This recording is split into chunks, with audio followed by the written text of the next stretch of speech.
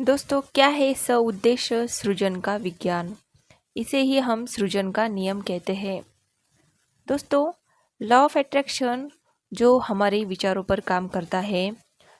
हम हमारे जीवन में क्या चाहते हैं, क्या नहीं चाहते हैं, लेकिन हमारी विचार की फ्रीक्वेंसी क्या है, हम किस तरह से सोचते हैं, इसी पर डिपेंड करता है कि हम हमारे जीवन में क्या चाहते हैं, क्या निर्माण करना चाह रहे हैं।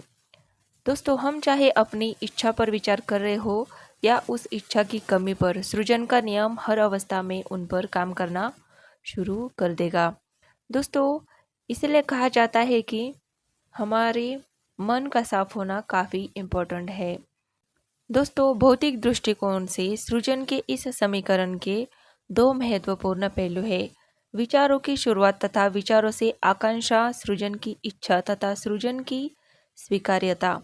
अपने अभौतिक दृष्टिकोण में जब हम इस समीकरण के दोनों भागों को एक साथ अनुभव करते हैं, क्योंकि उस अवस्था में हमारी इच्छा और हमारी संपूर्ण आकांक्षा में कोई अंतर नहीं होता है।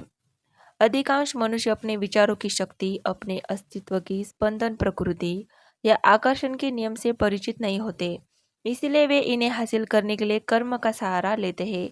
दोस्तों, हम मानते हैं कि जो हम इस भौतिक जगत में कर्म एक महत्वपूर्ण घटक है, लेकिन आप अपने इस कर्म द्वारा अपने जीवन के अनुभवों का निर्माण नहीं करते।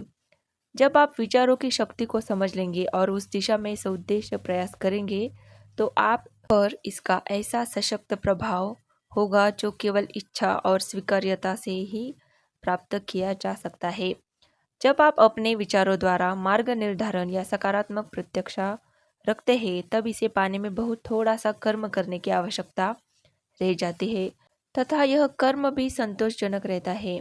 वही यदि आप अपने विचारों का संयोजन नहीं करेंगे, तो आपको इसे सफल बनाने में कड़ी मेहनत करनी होगी, जिसके परिणाम भी संतोषजनक नहीं होंगे। दोस्तों, जैसे अस्पताल ऐसे रोगियों से भरे पड़े हैं जो आज अपने अनुचित विचारों की भरपाई कर रहे हैं। उन्होंने रोगों को सउद्देश्य उत्पन्न नहीं किया है, लेकिन अपने विचार और उम्मीदों से ही उन्होंने इन परिस्थितियों का निर्माण किया है। तभी आज वे अपनी उन शारीरिक क्रियाओं की भरपाई कर रहे हैं। हमने ऐसे बहुत से लोग देखे हैं जो अपने दिन को धन बनाने हेतु कर्म करने में खर्च करते हैं, क्योंकि आपके समाज में स्वतंत्र रूप से जीने के लिए धन होना बहुत आवश्यक है। फिर भी अधिकांश मामलों में यह कर्म कोई आनंददायक श्रम नहीं है। ये केवल असंयोजित विचारों की क्षतिपूर्ति का प्रयास मात्र है।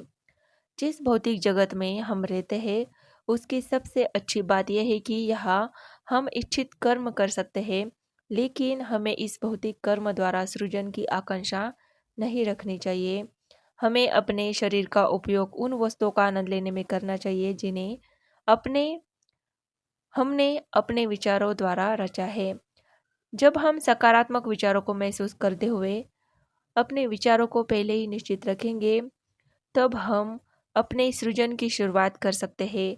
जब हम भविष्य में इसके प्रत्यक्ष होने के स्थान और समय में पहुंचेंगे और उसके वहां मौजूद होने की आशा रखेंगे, तब पूर्व में शुरू किए गए इस आनंददायक सृजन द्वारा हम जो भी कर्म करेंगे वह आनंद प्रदान करने वाला कर्म बन जाएगा।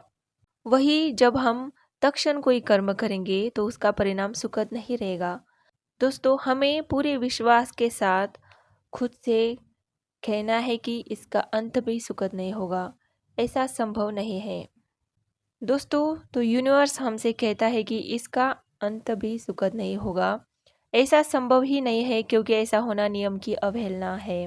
तो यूनिवर्स हमें क्या राय देता है कि हम अपनी इच्छित वस्तु को प्राप्त करने के लिए तुरंत काम में जुटने की जगह उनके प्रत्यक्ष होने पर विचार करें, उसे देखें, इसकी कल्पना करें तथा इसकी आकांक्षा रखें और आपको वह मिल जाएगी।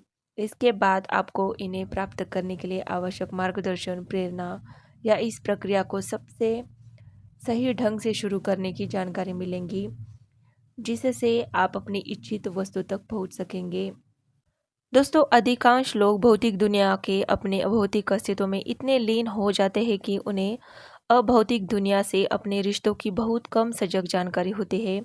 जैसे आप अपने बेडरूम में लाइट जलाना चाहते हैं, आप एक छोटा सा स्विच दबाते हैं और पूरा कमरा प्रकाश से भर जाता है। तब आप दूसरों से कहते हैं इस स्विच को दबाने से लाइट जलती है, लेकिन हमारे बताए बिना भी आप जानते हैं कि इस लाइट जलने के पीछे और भी कई कारण मौजूद है। आपके भौतिक अनुभव के हालात भी कुछ ऐसे ही है। दोस्तों, अपने व्यापक और अभौतिक दृष्टिकोण से इस भौतिक आयाम से किसी महान उद्देश्य और इच्छा लेकर आए हैं। यह इसलिए है क्योंकि यह भौतिक अनुभव बहुत अच्छा लगता है।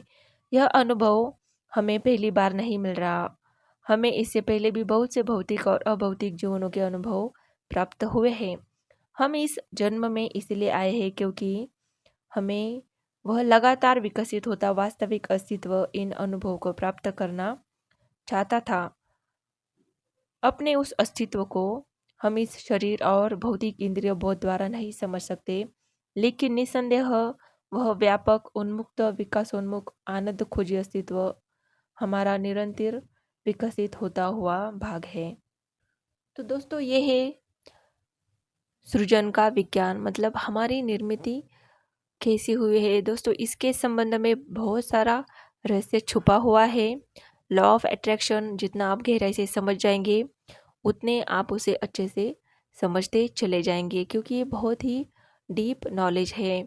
इसे ही अवेयरनेस कहते हैं, इसे ही स्पिरिचुअलिटी में आत्मज्ञान कहते हैं, आत्म साक्षात्कार कहते हैं। तो लॉ ऑफ अट्रैक्शन से जुड़े ऐसे ही रहस्यमय वीडियोस के लिए प्लीज़ चैनल को सब्सक्राइब कीजिए। वीडियो अच्छा लगे तो प्लीज़ एक लाइक कीजिए, शेयर कीजिए, कमेंट कीजिए। वीडियो अंत तक देखने के लिए आपका बहुत बहुत धन्यवाद। Thank you so much.